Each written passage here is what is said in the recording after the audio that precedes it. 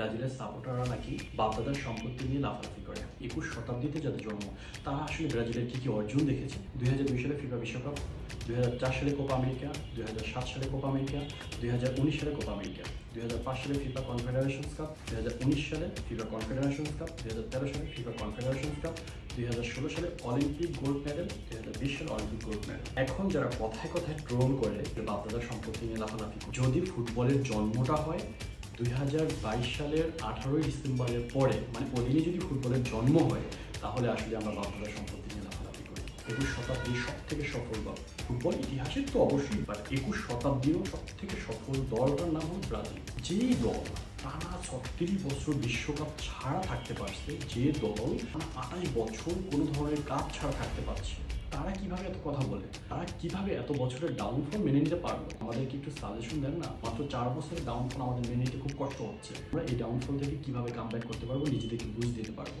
জিতলো Brazil, হারলো Brazil. Brazil যদি আগামী 15-20 বছর 30 বছর ঠিক এভাবেই খেলে যায়, বিশ্বকাপ বা কোনো কাপ নাও জিতে, তবুও ব্রাজিলের সাম্বা ড্যান্সের সাথে আমরা আছি। শুভকামনা প্রিয় দল ব্রাজিল।